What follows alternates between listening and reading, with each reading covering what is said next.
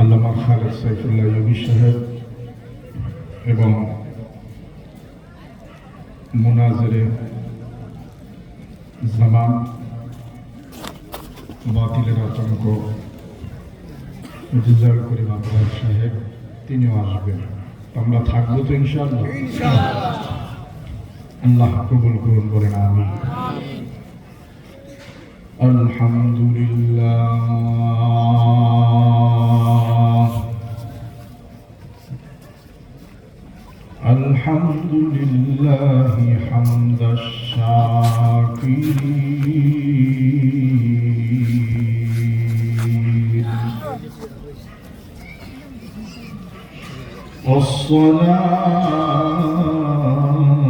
والصلاة والسلام على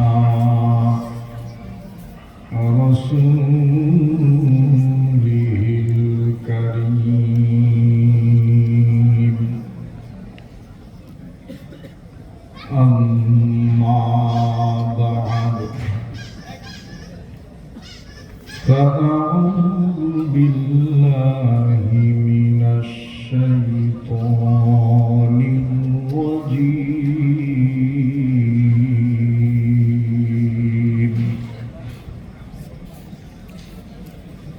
بسم الله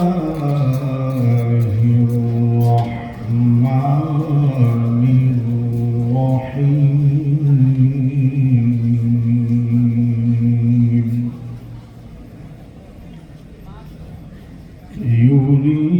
يريدون ليطفئوا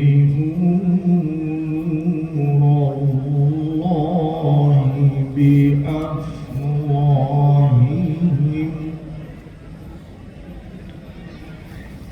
والله متم نوره ولو كره الكافرون.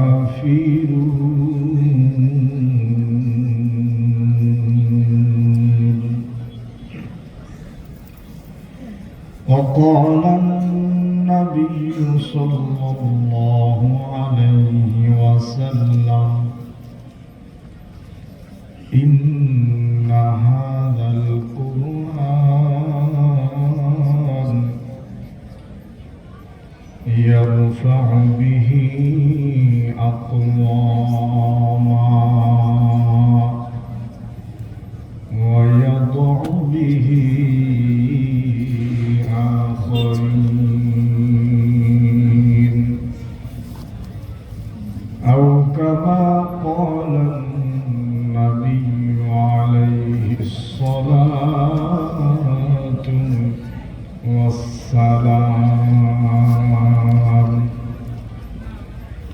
قال الله تعالى في كلامه المجيد في شان حبيبه: إن الله وملائكته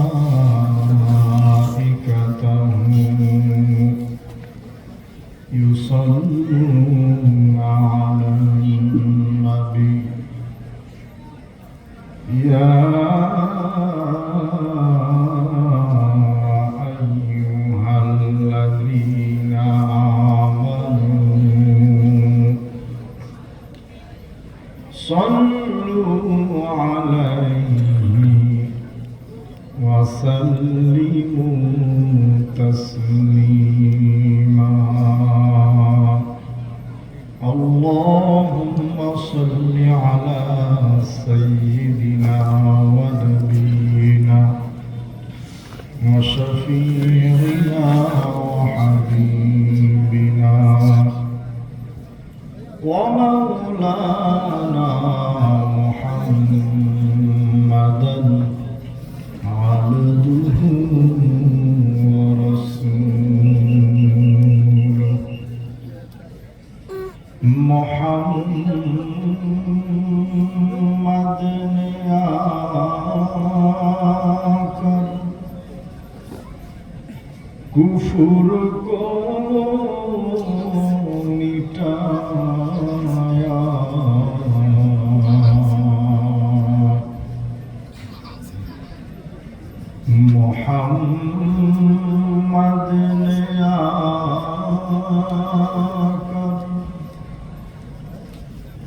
কুফুর মিটায়া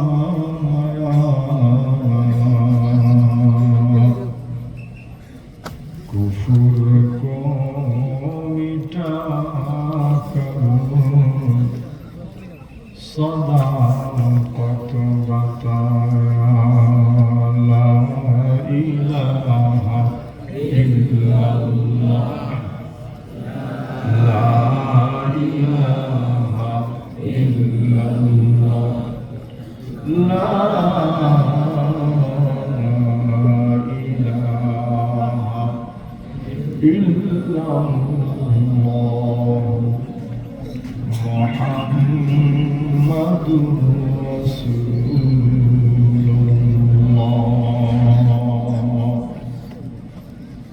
হে রাসূল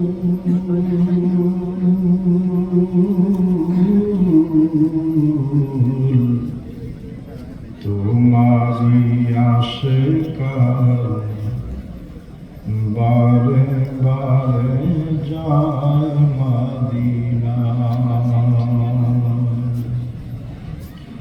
হে রাসূল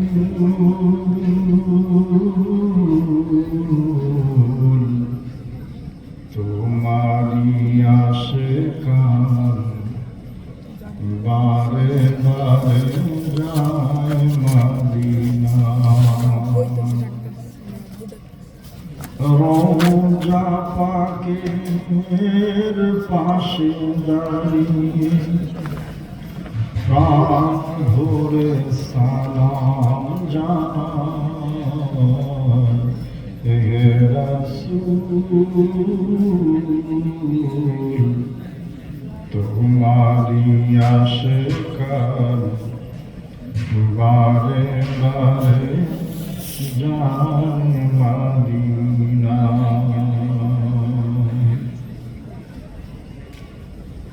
জামিয়াত ইব্রাহিম আলাইহিস সালাতু ওয়াস সালাম কর্তৃক বার্ষিক ওয়াজ ও দোয়ার মাহফিলের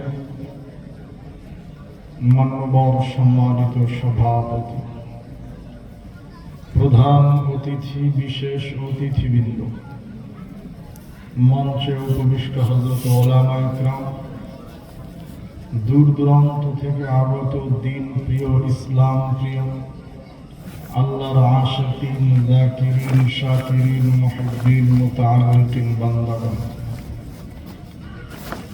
সর্বপ্রথম লাখ কোটি শুকর ও সুজুদ সেই মহান রব্বুল আলামিনের দরবারে, যিনি আমাদেরকে অত্যন্ত ভালোবেসে মহব্বত করে দ্বীনের সহি বুঝ দান করে রাসূলের সাজানো এই সুন্দর বাগানে কোরআন ও হাদিসের আলোকে সহি তরিকায় দ্বীন ও ইসলামের কিছু কথা বলার এবং শোনার তৌফিক দিয়েছেন, সেজন্য সকলেই হৃদয়ের গভীর থেকে, অন্তরের অন্তঃস্থল থেকে ঈমানের আওয়াজ তুলে সুউচ্চ কণ্ঠে কালিমাত শুকর আদায় করি, আলহামদুলিল্লাহ।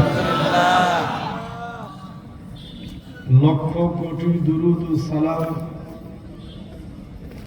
সাইয়্যিদুল মুরসালিন, শাফিউল মুযনিবিন, রাহমাতুল লিল আলামিন, বিশ্ব নবী, মহানবী, শ্রেষ্ঠ নবী জনাবে মুহাম্মদুর রাসূলুল্লাহ সাল্লাল্লাহু আলাইহি ওয়াসাল্লাম। ভাইরা আমার, আমরা আজ যেই সুন্দর মজলিসে, যেই সুন্দর পরিবেশে কোরআন এবং হাদিস, ইসলামের বিভিন্ন ধরনের কথাগুলো শোনার জন্য আসছি, এই পরিবেশ কি বিগত দিনগুলোতে আমাদের দেশে ছিল? হ্যাঁ, আরো একটু সামনের দিকে যাই। আমরা আজকে নিশ্চিন্ত মনে, কোনো ধরনের পেরেশানি ছাড়া এত সুন্দর ময়দানে এসে বক্তা এবং শ্রোতা দ্বীন ও ইসলামের আলোচনা করছি, এটা কি পৃথিবীর বিভিন্ন দেশে বা সব দেশে এরকম নিরাপদে নিশ্চিন্তে কোরআনের মজলিস চলছে? হ্যাঁ, উত্তর হলো না। তো আল্লাহর একটা বড় নেয়ামত হলো যে আমি তোমাদেরকে যে নেয়ামত, যে সুযোগ সুবিধাগুলো দেই, বান্দার উচিত ওই নেয়ামতগুলো, ওই সুযোগ সুবিধাগুলো গ্রহণ করা। সুবহানাল্লাহ। কেন? প্রত্যেক মানুষের জীবনীতেই সমস্ত নেয়ামত, সমস্ত পুরস্কার, সমস্ত সুযোগ সুবিধাগুলো সব সময় আসে না। আল্লামা তকি উসমানী দামাত বারাকাতুহু, ওনার দুইটা সফরনামা আছে। একটা হচ্ছে জাহানে দিদা, আর একটা হচ্ছে সফরদার সফর। ওখান থেকে বাংলায় কিছু অনুবাদ হয়েছে। ওই অনুবাদের একটা বাংলা বইয়ের নাম হচ্ছে অমুসলিম দেশে মুসলিম পর্যটক। বলেন বইয়ের নাম কি? মানি অমুসলিম দেশে, যেই দেশের সংখ্যাগরিষ্ঠ মানুষ অমুসলিম, যে দেশের সংখ্যাগরিষ্ঠ মানুষ আল্লাহকে বিশ্বাস করে না, ওই দেশে একজন পাক্কা মুসলমানের সফর, ঘুরতে যাওয়ার কাহিনী। খুব খেয়াল করে। তো ওই বইয়ের ভিতরে উনি লিখেছেন যে আমি এরকম অনেক অমুসলিম দেশে গিয়েছি যেখানে সংখ্যাগরিষ্ঠ মানুষ খ্রিস্টান, যেখানে সংখ্যাগরিষ্ঠ মানুষ ইহুদি, যেখানে সংখ্যাগরিষ্ঠ মানুষ নাস্তিক, যেখানে সংখ্যাগরিষ্ঠ মানুষ বৌদ্ধ, কিংবা তারা সমাজতান্ত্রিক মতবাদে কার্ল মার্কস এবং মাও সেতুংয়ের চিন্তা চেতনায় বিশ্বাসী। ওই সফরে উনি বলছেন আমার সাথে একটা, সাথে বহন করার জন্য ছোট্ট একটা কোরআন শরীফ ছিল। হেফজখানার বাচ্চারা এগুলোর পকেট কোরআন শরীফ বলে। আমরা যখন ছোট ছিলাম 2006, 7, 8 বা 1 থেকে 7 পর্যন্ত, ওই সময়ও তলেবুল ইলমটা ব্যবহার করত। এখন সবাই মোবাইলের ভিতরে কোরআন শরীফ পড়ে। কথা বলেন না কেন? তো উনি ওখানে লিখেছে যে আমি এই হাতে বহন করা কোরআন শরীফ নিয়ে যখন ওই অমুসলিম রাষ্ট্রে গেলাম, রাশিয়ার একটা অঙ্গরাজ্যে, তো আমি যখন সেখানে গিয়েছি, কিছু মুসলমানকে একত্র করা হয়েছে এই জন্য যে পাকিস্তানের একজন বড় আলেম আসবে, শাইখুল হাদিস আসবে, উনি আপনাদের সামনে দ্বীনি কিছু কথা বলবে। খেয়াল করেন। ততগ্রসমানি বলে যথাসময় কনফারেন্স হল তৈরি হলো, আমাকে সেখানে নিয়ে যাওয়া হলো। আমি সেখানে যখন বসছি, আমার সুবিধার জন্য আমি কোরআন শরীফটা পকেটেও রাখি নাই, বুক পকেটেও না, আমি ওই কোরআন শরীফটা হাতে নিয়ে এরপরে যে ওয়াজ বা যে কথা আমি বলছি, তো উনি বলছেন যে আমি যখন এই অমুসলিম দেশে কিছু মুসলমানদের মধ্যে ওয়াজ করছি, আমি লক্ষ্য করে দেখছি একজন মানুষের চোখও সরাসরি আমার দিকে, আমার মুখের দিকে নাই। যত মানুষ আমার সামনে বসা, সমস্ত মানুষের চোখ হলো কোরআনের দিকে। আল্লাহু আকবার। আল্লামা তকি উসমানী এখনো মারা যায় নাই, এখনো পর্যন্ত আল্লাহ বাঁচিয়ে রেখেছেন। আমি কোনো প্রাগৈতিহাসিকের গল্প শুনাই নাই, আমি আপনাকে কোনো 200 বছর আগের কাহিনী বলি নাই, নিকটতি হয়তো 20 বছর আগে। ওলামায়ে কেরাম এখানে অনেক আছে, অনেক মুফতি মুহাদ্দিস এই মজলিসে উপস্থিত।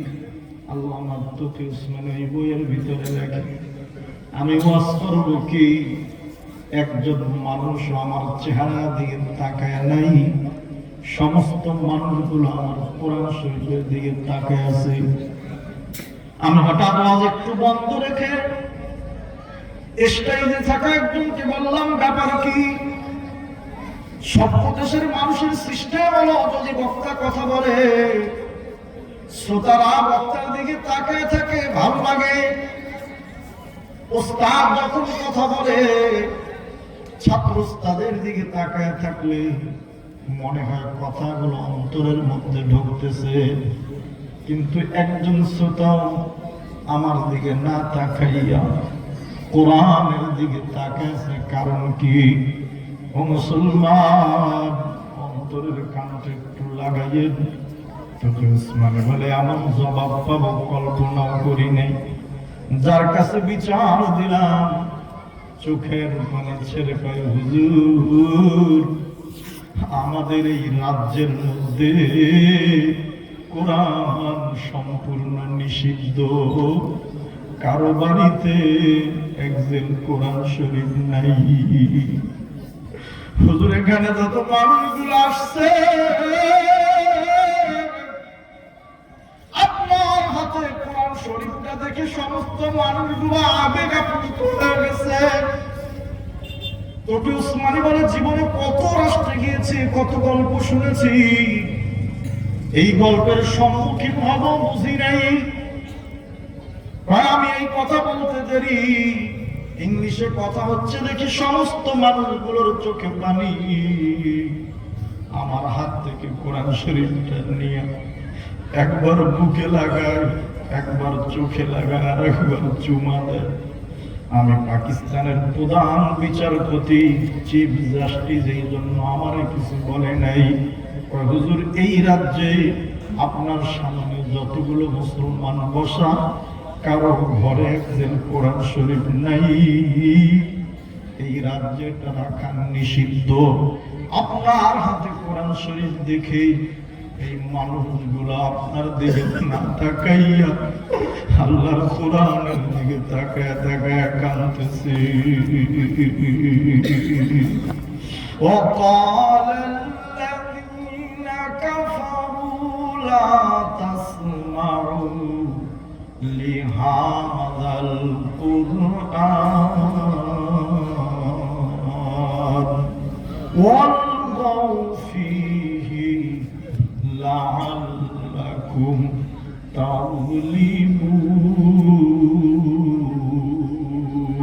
تعلمون।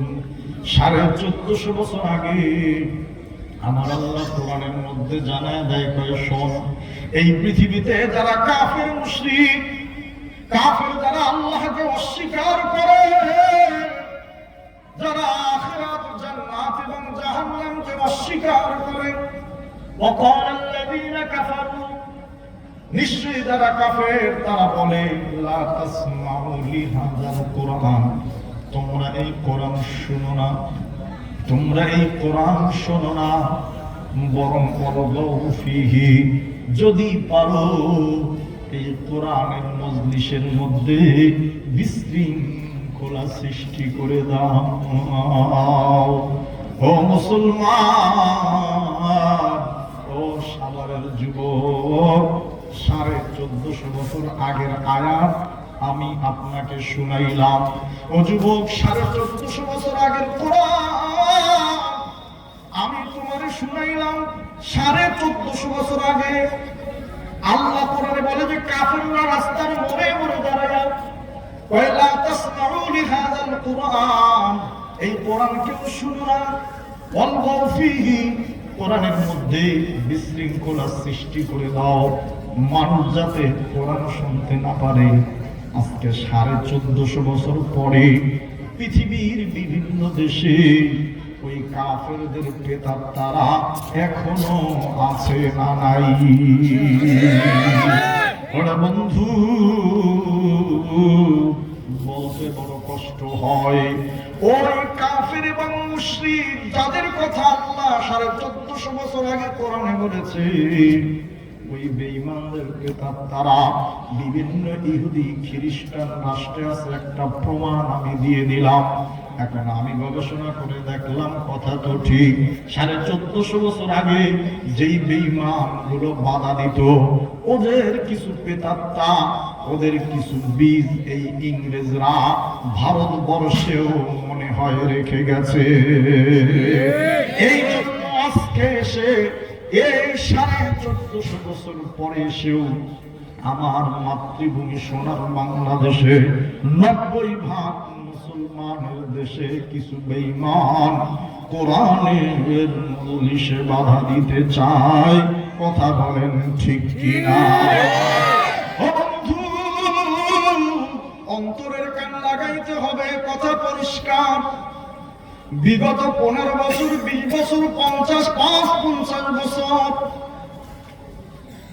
এ দেশে ওলামা ইকরামকে রাজাকারের অপবাদ দিয়ে, কথা বলেন না কেন, যেই রাম বামপন্থীরা ক্ষমতায় এসেছে, ওরা এসে ওলামা ইকরামকে নির্বিচারে, এমনকি মুহাম্মাদুল্লাহ হাফিজি হুজুর রহমাতুল্লাহ আলাইকে পর্যন্ত এই বেঈমানরা রাজাকার বলেছে। কথা বলেন না কেন?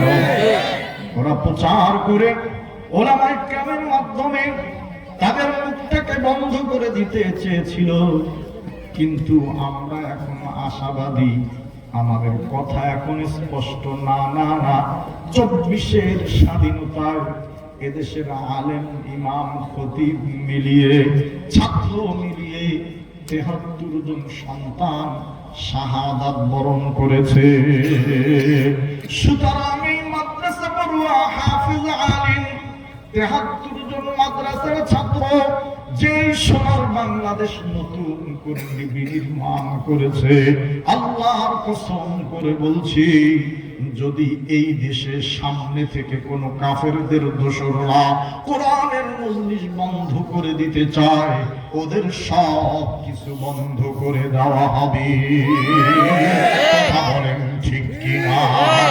আমাদের কথা স্পষ্ট, বাংলাদেশের আইন হুকুম হতে হবে, ব্যাপক আইন হতে হবে। এখানে কোনো কমেন্টস থাকবে না, সংসদ থেকে ডাইরেক্ট হুকুম।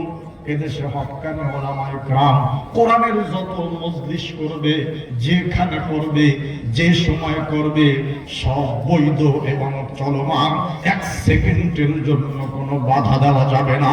কথা বলেন ঠিক কিনা? যদি বাধা দেয়, আমরা ধরে নিব 1450 বছর আগে যেই কাফের গুলো বাধা দিত, এরাই হচ্ছে ওদের প্রেতাত্মা। 2 হাত তুলে বলুন ঠিক কিনা? আমরা স্পষ্ট করে দিতে চাই, আমার মাতৃভূমি নিয়ে তোমরা অনেক খেলা খেলেছো, এখন আর কোনো খেলা চলবে না। এই জমিনে কোরআনের আবাদ ওলামা ইকরাম করেছে, বর্তমানে আমাদের মুরব্বীরা করছে। ইনশাআল্লাহুল আজিজ এই জামিয়াত ইব্রাহিমের মতো গোটা বাংলাদেশের আনাচে কানাচে, পাড়া মহল্লায় যত মাদ্রাসাগুলো আছে, সেখানে যত আলিম হাফিজ তৈরি হবে, তারাও কোরআন নিয়ে মাঠে ময়দানে যাবে, কোনো ধরনের বাধা আসবে না। কথা বলেন ঠিক কিনা?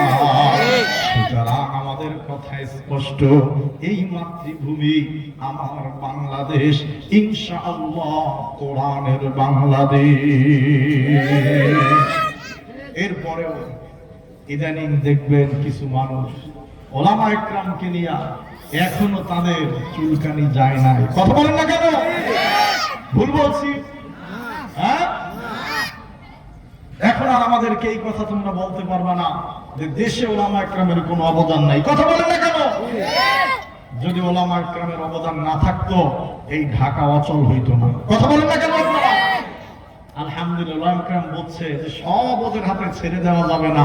কি এক বুদ্ধি আসছে, লেখা ছিল জাতির পিতা, আমরাও লিখে দিছি পদ্মা সেতুর ওখানে জাতির পিতা, শুধু নামটা চেঞ্জ। কথা কয় না, কথা বলেন না কেন? ওই রোডে গেছেন নি একজন? হ্যাঁ, জাতির পিতা ঠিকই আছে, আল্লাহু আকবার। আগে জাতির পিতা জোর করে চাপিয়ে দেওয়া হয়েছে, আমরা বলছি না আমাদের জাতির পিতা আছে, কোরআনের বক্তব্য অনুযায়ী কথা বলেন ঠিক কিনা? আমরা নামটা পাল্টে দিছি, জাতির পিতা ঠিকই আছে, ওই ইব্রাহিম আলাইহিস সালাতু ওয়াস সালামের নামের এই মাদ্রাসা, কি সুন্দর মিল, আল্লাহু আকবার। বন্ধু, আমরা সামনের দিকে অগ্রসর হই।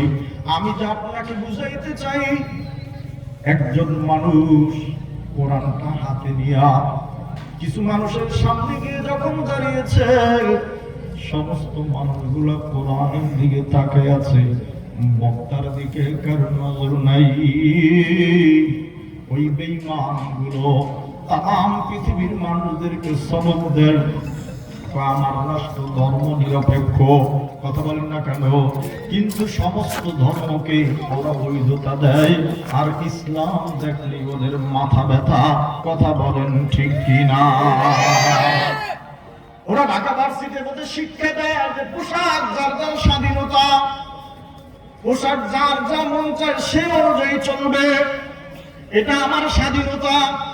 আমরা বললাম ঠিক আছে, তোর স্বাধীনতা, তুই যা মন চায় পোশাক পর, কিন্তু বেঈমান তুই স্টেজে বসে বললি পোশাক পরা যার যার স্বাধীনতা, এই জন্য তুই অল্প খাটো পোশাক পরলি, এটা কিন্তু বলা যাবে না।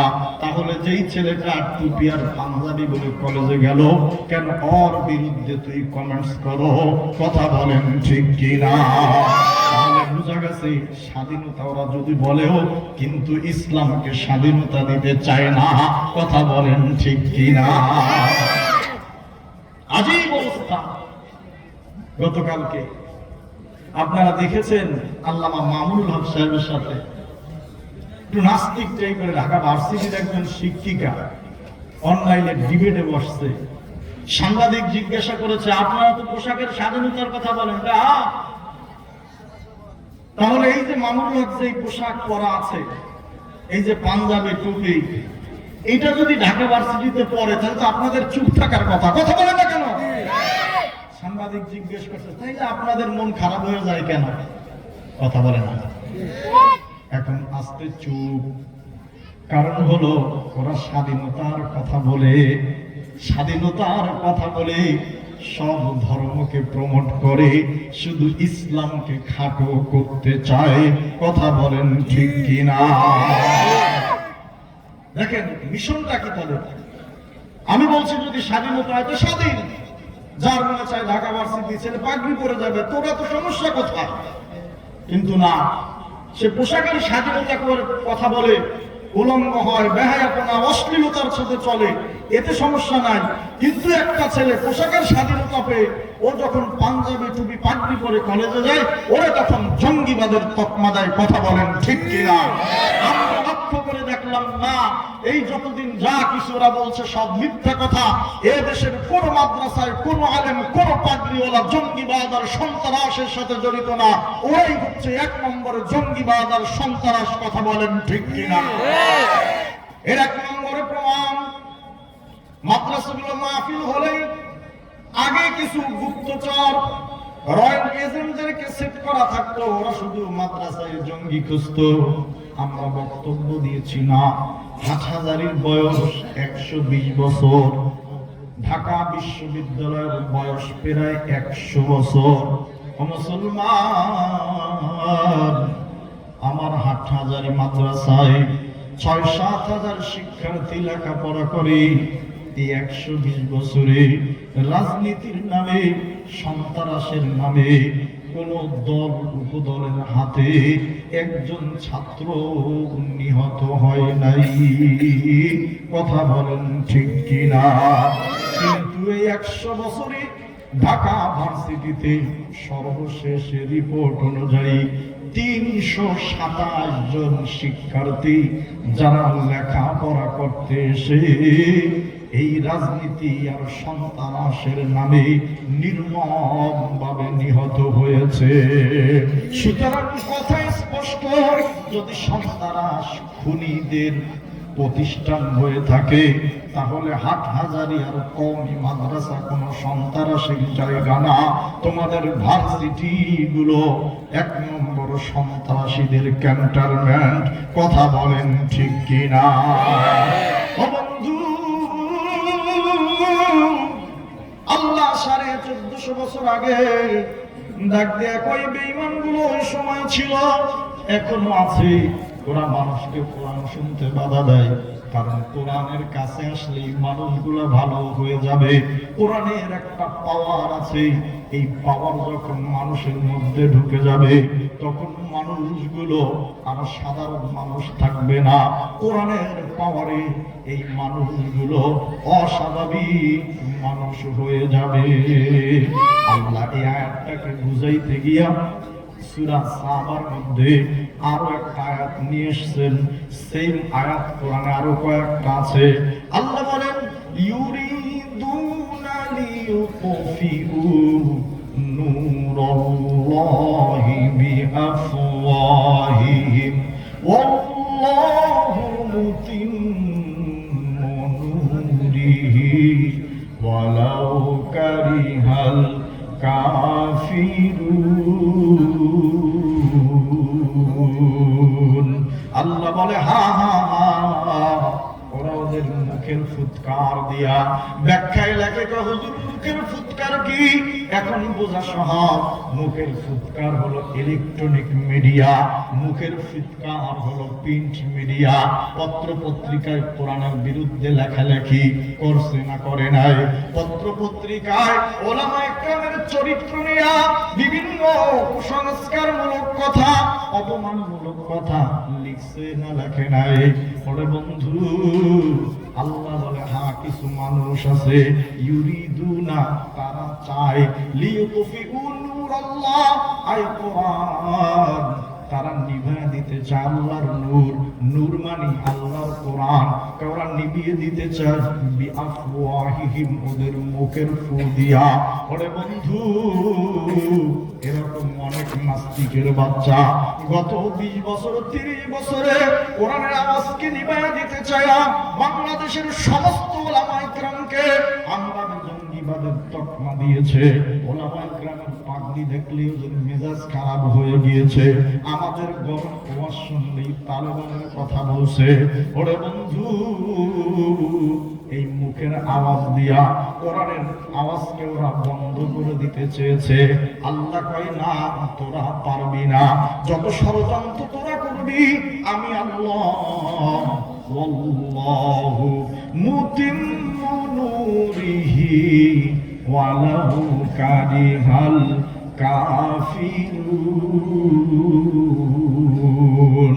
তোরা যত আওয়াজকে নিভিয়ে দিতে চাইবি, আল্লাহু মুতিম্মু নূরিহি, আমি আল্লাহ কোরআনের আলো আরো পূর্ণ রূপে ছড়িয়ে দিব, আরো পূর্ণ করে দিব। যদিও কাফের মুশরিক বেঈমান গুলো অপছন্দ করে। আল্লাহু আকবার। এর জ্বলন্ত প্রমাণ আজকে গোটা বাংলাদেশের মাহফিল গুলো, ওলামায়ে কেরামের মজলিস গুলো। 2 হাত তুলে বলেন ঠিক কিনা? কাউরে বিরিয়ানির দাওয়াত দিছিনি? কথা বলেন না কেন? মাহফিল শেষে খিচুড়ির ব্যবস্থা আছে? মানুষের অভাব আছে নি? দেখেন তো। আল্লাহু আকবার বলেন। এতগুলা মানুষকে আপনি এক জায়গায় জমা করতে গিয়ে বললেন যে কালকে কমলে 500 লোক দেখাবা। এই 500 লোক দেখাইতে হইলে 500 টাকা করে, কম পক্ষে 2.5 লক্ষ টাকা দেওয়া লাগতো। কথা বলেন না কেন? এরপরে শেষে আবার বিরিয়ানির ব্যবস্থা আছে। হ্যাঁ, এরপরে লোক পাওয়া যায় না। কোরআনের মজলিসে আলহামদুলিল্লাহ এখন মানুষের আর অভাব হয় না। ওরে বন্ধু, এটা আল্লাহর একটা মুজিজা, আল্লাহর একটা বিধান। আল্লাহকে আমি ছেড়ে দেই, আমি কিছুক্ষণ মানুষকে সুযোগ দেই, মানুষ যা চায় তা করতে থাকে। আমি রাসূলের সময় কাফের মুশরিক বেঈমান গুলো সুযোগ দিয়েছিলাম, কিন্তু ছাড় দেই নাই। একদিন তার ঠিকই ধরে ফেলেছি। ওরে বন্ধু, এইভাবে কোরআনকে যুগে যুগে আল্লাহর রাসূলের জামানায় কাফির মুশরিক আর বেঈমান গুলো যুগে যুগে কোরআনের আওয়াজকে বন্ধ করে দিতে চেয়েছে। কোরআনের আলিম, কোরআনের ধারক বাহক, যার উপরে কোরআন নাজিল হয়েছে, সে যেন জনগণ থেকে বিচ্ছিন্ন হয়ে যায়। তাকে বলা হয়েছে সে পাগল, তাকে বলা হয়েছে সে সাহের জাদুকর, তাকে বলা হয়েছে সে কাহিন গণক। আল্লাহ বলে না, এ জাদুকর নয়, এ কাহিন, এ গণক নয়, এ পাগল নয়, এ হলো আল্লাহর পাগল। এই কোরআন দিয়া মানুষগুলোকে জান্নাতের রাস্তা দেখাইতে চায়। এই জন্য আল্লাহ রাসূলের উপর যখন কোরআন নাযিল হলো, ও মুসলমান, আল্লাহর রাসূল চিন্তিত পেরেশান হয়ে গেলেন যে এই পৃথিবীতে আল্লাহ আসমানি কিতাব যতগুলো নাযিল করেছে সব কিছু বিকৃত হয়ে গেছে। তাদের যারা ধর্মীয় আলেম ছিল, নিজেদের সুযোগ সুবিধা অনুযায়ী আয়াতের মধ্যে হেরফের করেছে। ধনীদের জন্য এক বিধান দিয়ে দিয়েছে, গরিবের জন্য এক বিধান দিয়ে দিয়েছে। আল্লাহর রাসূল এই জন্য সিদ্ধান্ত নিলেন যে না না না, যেই কোরআনের আয়াত আমার উপরে নাজিল হয়, ওই আয়াতটা যেন একটু এদিক সেদিক না হয়, আমি সঙ্গে সঙ্গে মুখস্থ করে আমার সিনার ভিতরে ধারণ করব। শুরু হয়ে গেল কোরআন হিফজ করা। আল্লাহ পাক রব্বুল আলামিন কোরআনের মধ্যে ডাক দিয়ে কয়, শোনো, ওই কোরআনটা যেন বিকৃত না হয়, কোরআন যেন পরিবর্তন না হয়, যেন তাবদীল না হয়।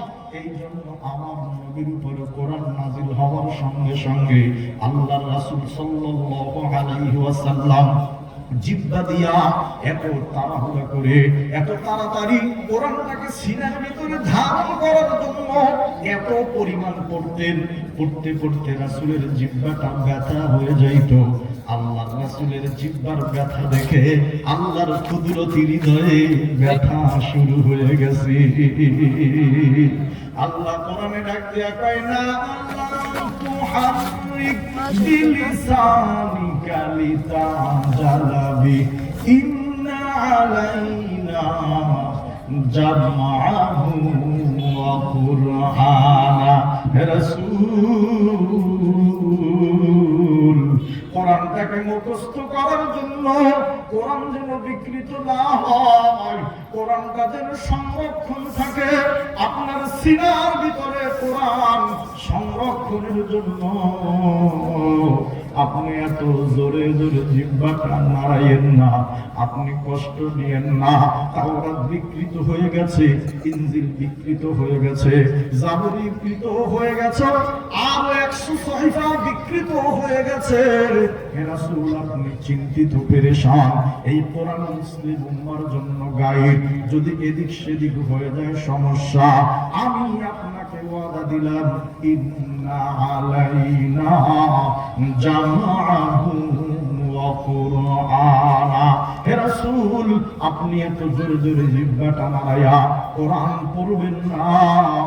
এই কোরআনটাকে একত্র করে রাখা এবং কোরআন যেন সারা পৃথিবীর মানুষ পড়ে, এর জিম্মাদারি আমি আল্লাহ নিজেই নিয়ে নিলাম। হে রাসূল,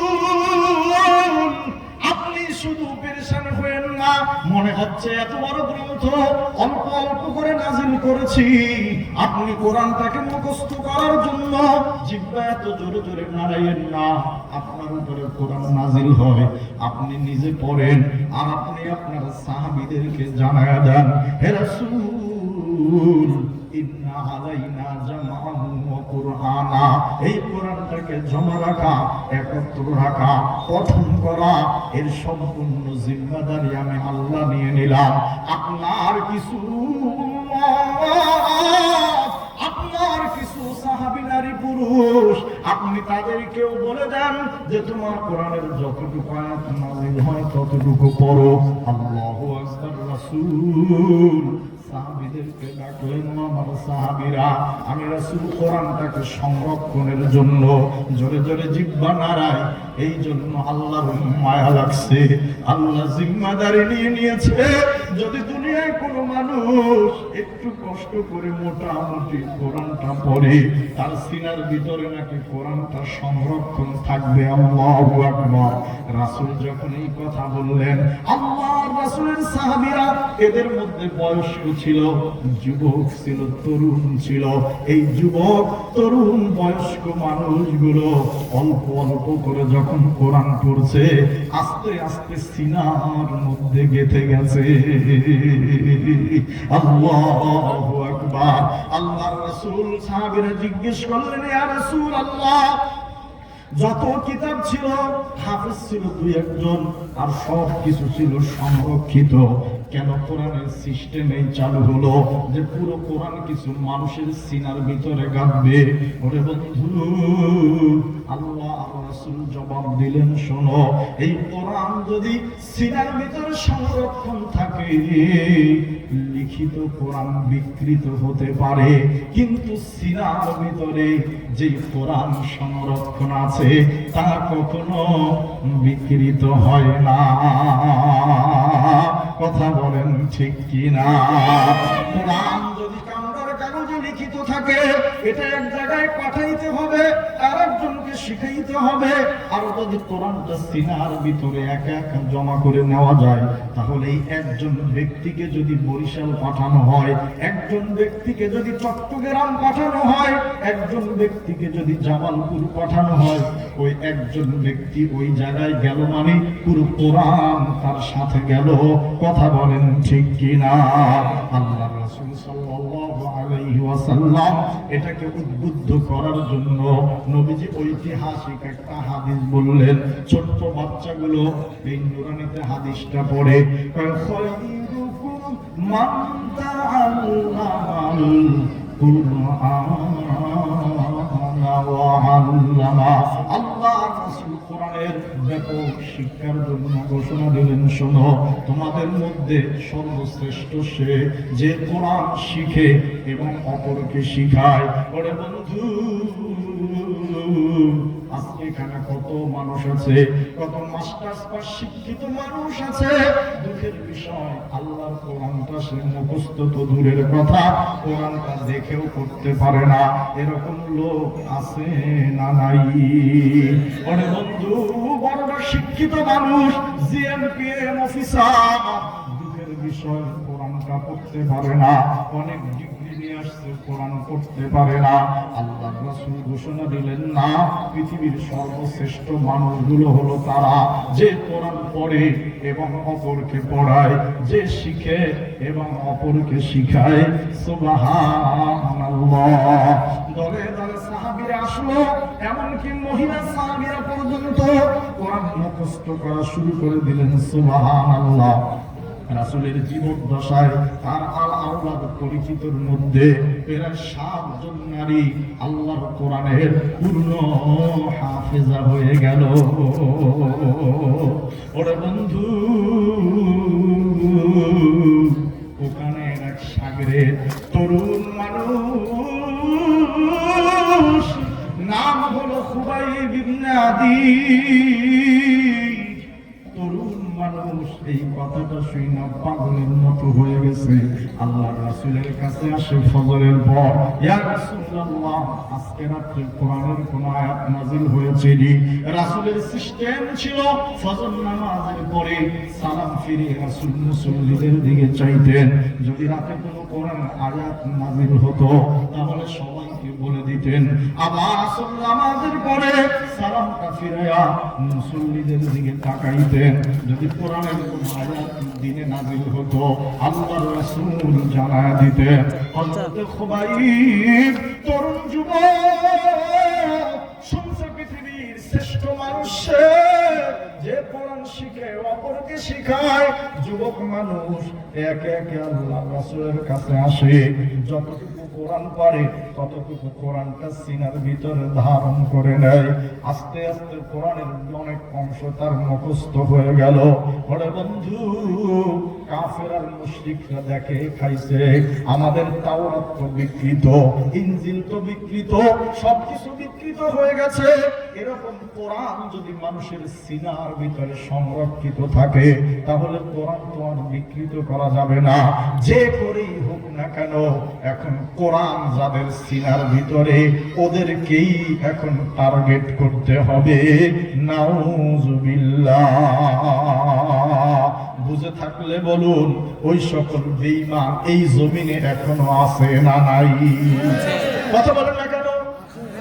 মহিলা ফুটবল একদম গ্রাম থেকে নিয়ে আন্তর্জাতিক পর্যায় পর্যন্ত, জাতীয় দল পর্যন্ত আছে না নাই? কথা বলেন না কেন? গ্রাম্য টুর্নামেন্ট আছে, প্রাথমিক বিদ্যালয়ের টুর্নামেন্ট আছে, সেখান থেকে মহিলাদেরকে বাছাই করে করে শিশু করে থেকে নিয়ে তাদেরকে জাতীয় পর্যায়ে নেয়। যদি আপনি দেখেন অবাক হয়ে যাবেন। 200 কোটি টাকা বাজেট। কথা বলেন না কেন? সারা বাংলাদেশ থেকে 5 জন লোক সাঁতার দিবে আন্তর্জাতিক ভাবে, একদম গ্রাম পর্যায়ে থেকে সাঁতার নেয় আছে না নাই? কথা বলেন না কেন? বিএনসিসি ট্রেনিং দেয়। ও মুসলমান, অন্তরের কান্ডে একটু লাগাইয়েন। একটা রাষ্ট্রীয় সরকার এই 55 বছরে ওই কিছু খেলোয়াড় তৈরি করার জন্য এই মেয়েদেরকে ফুটবল খেলবে, ক্রিকেট খেলবে, ব্যাডমিন্টন খেলবে, একদম প্রাথমিক বিদ্যালয় থেকে নিয়ে এরপরে বাছাই করতে করতে অনেক 200 কোটি টাকা বাজেট। দুঃখের বিষয় হলো, এই স্বাধীনতার 50 বছরে এ দেশের একটা সরকারও 100 কোটি টাকা বাজেট করে নাই যে দেখি গ্রাম থেকে আন্তর্জাতিক পর্যায় পর্যন্ত কিছু কোরআনের হাফেজ বাছাই করা যায় কিনা। কথা বলেন ঠিক কিনা? ওরে বন্ধু, মনে করেন না এমনিতেই এদেশে 3.5 লক্ষ মসজিদ আছে, আর 3 মাস পরে রমজান। 3.5 লক্ষ মসজিদে যদি খতম তারাবি হয়, তাহলে 7 লক্ষ হাফেজ লাগে। কথা বলেন না কেন? তাহলে এই গোটা জাতির 7 লক্ষ মানুষের প্রয়োজন। কিন্তু দুঃখের বিষয়, এই 7 লক্ষ মানুষের জন্য সরকারের 7,000 টাকার বাজেট নাই। কথা বলেন না কেন? বলে বন্ধু, বুঝা যায় ওরা কখনো চায় না। ওরা হয়তো ক্ষমতার হাত বদল হয়, বিভিন্ন দল যায়, ওরা চায় না এদেশে কোরআনের মজলিস কায়েম হোক, কোরআনের কিছু মানুষ হোক। কিচ্ছু দরকার নাই। মাত্র 500 লোক বিদেশে যাবে, সরকারি ট্রেনিং এর ব্যবস্থা করে না? করে না? কথা বলেন না কেন? জাহাজ চালাবে, 700 লোক লাগবে। নাবিকদের ট্রেনিং আছে না নাই? সরকারের জন্য বাজেট আছে। ওরে বন্ধু, কোরআনের কোনো বাজেট নাই। আল্লাহর রাসূলের সাহাবী হযরত খুবাইব রাসূলের জবান থেকে শুধু শুনেছে যে কোরআন শিখে এবং অপরকে শিখায়, এর চেয়ে দামি আর শ্রেষ্ঠ মানুষ দুনিয়ায় নাই। ফজর নামাজে আসে, নবীজির জবান থেকে কোরআন শুনে আর মুখস্থ করে। আসরে আসে, নবীর জবান থেকে কোরআন শুনে আর মুখস্থ করে। কাফের মুশরিকরা একত্র হয়ে গেছে, কয় না, এইভাবে যদি কোরআন খাতা থেকে সরে গিয়া, এইভাবে যদি কোরআন পৃষ্ঠা থেকে সরে গিয়া মানুষের সিনার ভিতরে ঢুকে যায়, তাহলে কোরআন বিকৃত করা যাবে না। সুতরাং এখন টার্গেট নাও। ওই সময় তো বড় কোনো আলেম নাই, যে কোরআন বেশি পারে সেই সবচেয়ে বড় আলেম। আল্লাহু আকবার। এখনের মতো তো আর দাওরা হাদিসের ক্লাস নাই, এখনের মতো তো আর মিশকাত শরীফ আর জালালাইন নাই। যে ভালো কোরআন পড়ে, কোরআন যার বেশি মুখস্থ, সাহাবীদের মধ্যে তার দামই সবচেয়ে বেশি। আল্লাহু আকবার। কাফের মুশরিকরা টার্গেট নিছে আদল গোত্র আর করমা গোত্র, টার্গেট নিছে যেভাবেই হোক কয়েকজন এই কোরআন জাননেওয়ালাকে দুনিয়া থেকে বিদায় করে দিতে হবে। আল্লাহ রাসূলের কাছে আসছে 7 জন লোক, 2 গোত্রে। ইয়া রাসূলুল্লাহ, আমাদের এলাকা খুব দূরে, কিছু মানুষ মুসলমান হয়েছে, আপনি যদি চান আপনার থেকে যারা কোরআন ভালো পারে, যারা কোরআন বেশি মুখস্থ, এরকম কিছু লোক আপনি আমাদের সাথে দিয়ে দেন, তারা আমাদেরকে আল্লাহর কোরআন শিখাবে। ওরে বন্ধু, বুখারীতে বর্ণনা একটু ভিন্নভাবে আসছে যে রাসূল 10 জনকে গুপ্তচর পাঠাইল। অন্য বর্ণনায় আসছে না, আল্লাহর রাসূল কোরআন বেশি জাননেওয়ালা 10 জন সাহাবীকে রেডি করলেন। আল্লাহর রাসূল আম্মার আসিম, হযরত আসিম রাদিয়াল্লাহু তাআলা আনহু তাদের একজন আমির নিযুক্ত করে পাঠিয়ে দিলেন, যাও হযরত খুবাইব তাগরা যুবক ডাক দেয়া কয়, ইয়া রাসূলুল্লাহ, আমি কোরআন বড় কষ্ট করে শিখেছি, আপনি যদি অনুমতি দেন এই কাফেলায় আমি যাব, তাহলে আমি শিক্ষক হব। কোরআন শিখেছি, আবার যদি কোরআন শিখাই তাহলে আমি তো শ্রেষ্ঠ মানুষ হব, আমি তো মানুষের মধ্যে শ্রেষ্ঠ হব। রাসূল কয়, যাও, অনুমতি দিয়ে দিলাম। দীর্ঘ ঘটনা, আমি শুধু মূল জিনিসটা বোঝানোর জন্য আলোচনাটা টানছি। ওরে যুবক, 10 জনের কাফেলা, ইসলামের প্রাথমিক যুগ, এখনো ওলামায়ে কেরামের উপরে নির্যাতন, হাফেজদের কারাবরণ দেখে অনেকে কষ্ট পায়। আমরা বলি না, এই কষ্টের সম্মুখীন হওয়াই লাগবে। আল্লাহ কোরআনে বলে, আম হাসিবতুম আন তাদখুলুল জান্নাতা ওয়ালাম্মা ইয়াতিকুম মাসালুল লাযিনা খালাউ মিন ক্বাবলিকুম। ওলামায়ে কেরাম যারা আছেন একটু নজর দিয়েন। আল্লাহ কয়, শোনো, তুমি কি ভাবছো আন তাদখুলুল জান্নাহ, তুমি জান্নাতে ঢুকে যাবা, ওয়ালাম্মা ইয়াতিকুম মাসালুল লাযিনা খালাউ মিন ক্বাবলিকুম, পূর্ববর্তীরা যেই নির্যাতনের শিকার হয়েছে তুমি এর কোন নির্যাতনের শিকার হবে না।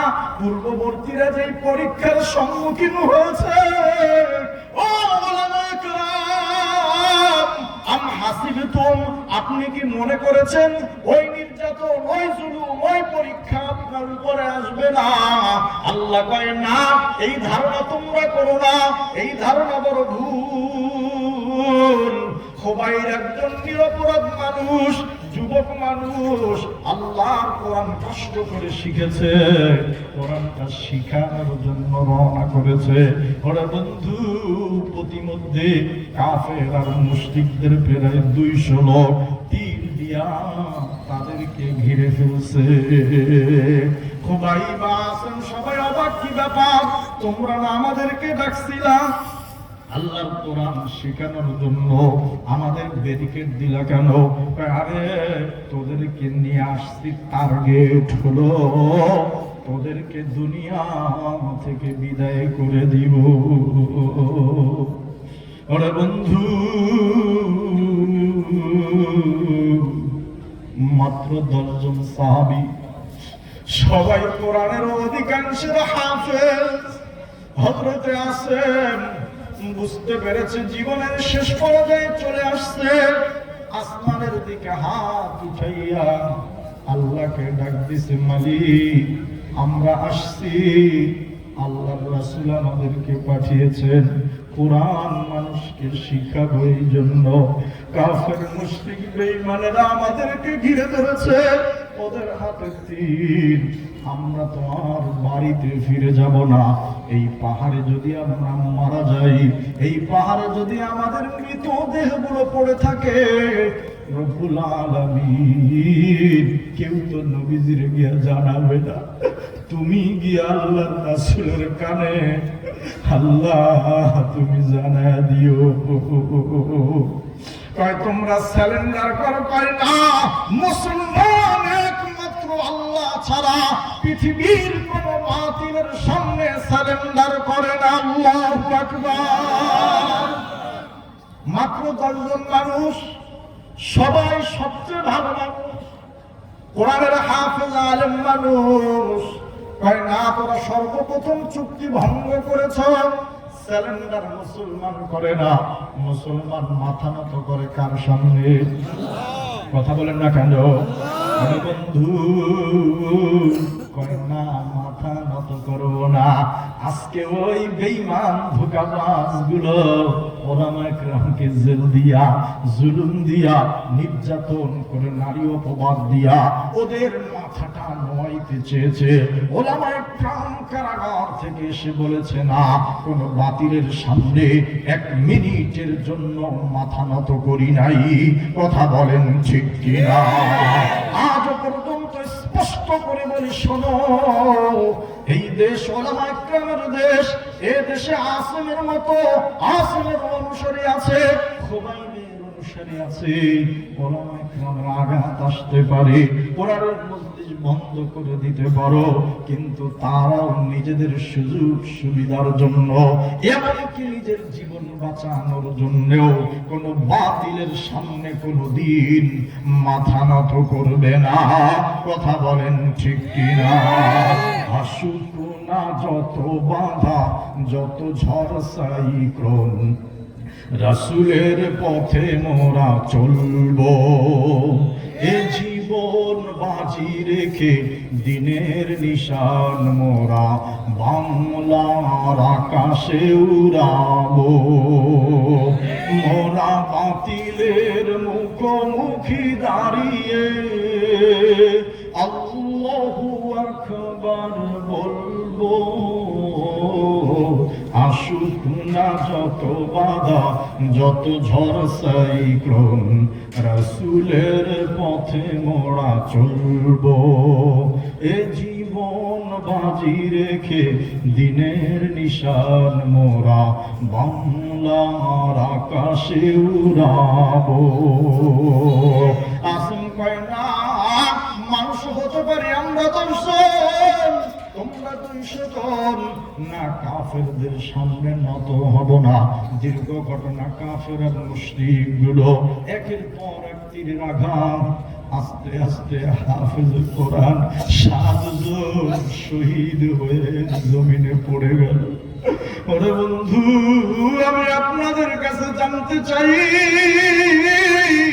এই 7 জনের একজনও ডাকাত নি, চোর নি, পরের সম্পদ দখলকারিনী, পর নারীর দিকে ইফতিজিনকারিনী। ওরে বন্ধু, একটাও কোনো অপরাধ করে নাই। তোমরা বিশ্বাস করো, বুকে হাত দিয়ে বলছি, আমার মাতৃভূমি সোনার বাংলাদেশে আমাদের উস্তাদ, মুরব্বী, ওলামায়ে কেরাম, বড় ভাই যাদেরকে হত্যা করা হলো, যাদেরকে কারাবরণ করা হলো, যাদেরকে অপবাদ দেওয়া হলো, আসিমের মতো, খুবাইবের মতো একজনও কোনো অপরাধ নাই। একটাই শুধু অপরাধ, কেন তোমরা কোরআনের কথা বলো? কথা বলেন ঠিক কিনা? ও বন্ধু, কেমনে তোমার বুঝাই? যদি হৃদয় খুলে দিতাম তুমি বুঝতাম কোনো অপরাধ নাই। নিরপরাধ মানুষগুলো কোরআন শিক্ষা দেওয়ার জন্য বের হয়েছে, বিনিময় ছাড়া। আল্লাহু আকবার। একে একে সবাইকে শহীদ করা হলো। দীর্ঘ ঘটনা, 3 জনকে বন্দী করা হয়েছে। যুবক তাগড়া মানুষ হযরত খুবাইবকে নিয়ে গেছে, কয় খুবাইব, বদর যুদ্ধে অংশগ্রহণ করেছো, আমাদের অনেক পরিচিত ভাই বোন আপনজনকে মারছো। এ খুবাইব, ওহুদ যুদ্ধে অংশগ্রহণ করেছো, আমার বাবারে মারছো, আমার চাচারে মারছো। খুবাইব, তোমাকে আর ছেড়ে দেব না। ওরে বন্ধু, কোন অপরাধ নাই। যুবক মানুষ, এই কোরআনের শিক্ষক, কোরআনের হাফেজ, কোরআনের মুআল্লিম, কয় না আর কোনো অপরাধ নাই। নিয়ে গেছে, কয় খুবাইব দীর্ঘদিন বন্দী রেখেছে। আল্লাহু আকবার। এরপরে কয় খুবাইব, তোমাকে মারা হবে। বুঝে থাকলে বলুন, কোনো অপরাধ আসেনি? কথা বলেন না কেন? নিরপরাধ মানুষটা কোরআন শেখানোর জন্য বের হয়ে গেছে, ধরে নিয়ে গেছে। সমস্ত মানুষগুলো জমা, অমুক দিন অমুক তারিখ খোবাইবকে অমুক ময়দানে নিয়ে গিয়া এরপরে শুলে চড়ানো হবে, শুলে চড়াইয়া তাকে মারা হবে। নাউজুবিল্লাহ। অন্তরের কানটা লাগান। আজকে আমরা আসছি, কত সুন্দর লাইটিং এর ব্যবস্থা। আমি এখানে বসার আগে কত দামি খানা খাইলাম, কত হাদিয়া তোফার কোনো অভাব নাই, সবাই খুশি, কোনো পেরেশানি নাই। এই কোরআন শিখানোর জন্য মাদ্রাসায় যাই, সুন্দর বিছানা, দুই পাশে ফুল বালিশের অভাব নাই। ওরে বন্ধু, না কোরআন এইভাবে তোমার আমার সামনে আসে নাই। খোবাইবকে নিয়ে গেছে, কয় খোবাইব রে, আগামীকাল তোমার হত্যা করা হবে। খোবাইব কয় শোনো, আমি যদি মুসলমান অবস্থায় ইসলামের জন্য মারা যাই, আমি ডান কাতে মারা গেলাম নাকি বাম কাতে মারা গেলাম, লামালি, আমি এর কোনো পরোয়া করি না। কাফের মুশরিকটা নিয়ে গেল। হাদিসের মধ্যে আসছে বড় ভয়ঙ্কর। খোবাইবকে যখন নিয়ে যাবে, নাউজুবিল্লাহি মিন যালিক, দুইটা গোত্রে যত লোক ছিল সবাই পিছনে পিছনে রওনা করেছে। হাদিসের মধ্যে আসছে খোবাইবকে শুলে চড়ানোর আগে কেউ খঞ্জর দিয়া, কেউ বর্ষা দিয়া, এমনকি কেউ তরবারির সামনের অংশ দিয়া হযরত খোবাইবের শরীরের ভিতরে তরবারি দিয়ে এরকম খুঁচিয়েছে। আরে বন্ধু, কল্পনাও করা যায়, একটা সুস্থ সবল মানুষকে যদি তরবারি দিয়ে এরকম খুঁচায়, ফিনকি দিয়ে রক্ত বের হয়। খোবাইবকে নিয়ে যখন ময়দানে হাজির, কোন অপরাধ নাই, হাত পায়ে বেরি পড়া নিরপরাধ মানুষ।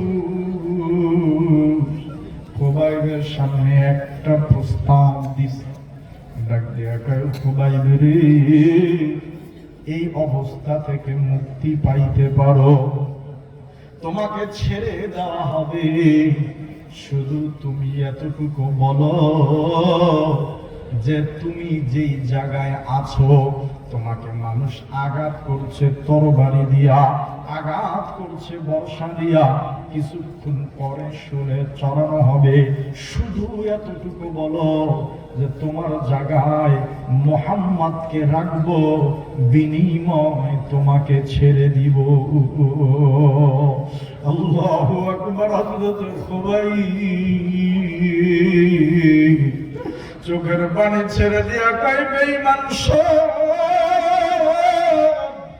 আমার জায়গায় তো রাসূল দূরের কথা, আমার রাসূলের জীবনের বিনিময় আমার জীবনকে ফিরিয়ে দেবে তো দূরের কথা, যদি আমাকে এই প্রস্তাব দেওয়া হয় আমার জীবনের বিনিময়ে আল্লাহর রাসূলের পায়ে একটা কাঁটা দিয়ে ফোর দেওয়া হবে, আমার জীবন দিয়ে দিতে পারি, রাসূলের পায়ে কাঁটা বিদ্ধ করা আমি সহ্য করব না।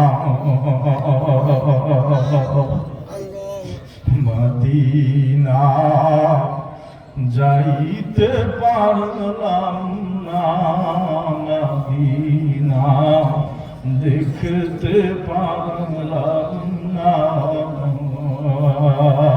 ওরে বন্ধু, ও যুবক ভাই, একমাত্র কোরআনের হাফেজ হবার অপরাধে, একমাত্র কোরআনের শিক্ষক হওয়ার অপরাধে নিজের জীবন জৈবন সবকিছু বিলিয়ে দিয়েছে। এইভাবে আল্লাহর কোরআনকে ছড়িয়ে দেওয়ার জন্য তারা গোটা পৃথিবীতে ছড়িয়ে পড়েছে। ওয়াজ করলে, কথা বললে অনেক করা যাবে, এরকম সাহাবা একরাম আজমাইন আল্লাহর কোরআনটা শিখে দিকে দিকে কোরআনটা ছড়িয়ে দেওয়ার জন্য বের হয়ে গেছে, যার ফলে আল্লাহর রাসূলের ইন্তেকালের পরে সলক্ষ সাহাবীর মধ্যে মাত্র 10,000 সাহাবীর কবর মক্কা মদিনায় পাওয়া যায়, আর 1,15,000 আল্লাহর রাসূলের সাহাবীদের কবর মক্কা মদিনায় নাই। গোটা জাজিরাতুল আরবে ছড়িয়ে আছে। সবাই ব্যবসার জন্য যায় নাই, আল্লাহর দ্বীন প্রচার আর প্রসারের জন্য তারা বেরিয়ে গেছে। ও মুসলমান, এই জন্য নির্যাতিত হয়েছে, নিপীড়িত হয়েছে, দেশান্তরিত হয়েছে, বাড়ি ঘর ছেড়েছে। ওই পদাঙ্ক অনুসরণ করি এই বাংলার ওলামায়ে কেরাম আজকে বাড়ি ছাড়লো, ঘর ছাড়লো, সমস্ত আরামায়েশগুলা ছেড়ে দিয়া এই কওমিয়া মাদ্রাসাগুলো প্রতিষ্ঠা করেছে, যাতে করে আল্লাহর দ্বীন সংরক্ষণ থাকে, আল্লাহর কোরআন যেন সংরক্ষণ থাকে। যেই মাদ্রাসার মাঠে আমরা বসা, এই মাদ্রাসার দিকে তুমি তাকাও, তাকায় দেখো এই মাদ্রাসায় আজকাল আছে আলহামদুলিল্লাহ শত শত সন্তান আল্লাহর কোরআন পড়ে, ৫ জন ১০ জন প্রত্যেক বছর আল্লাহর কোরআনের হাফেজ হয়ে বের হয়।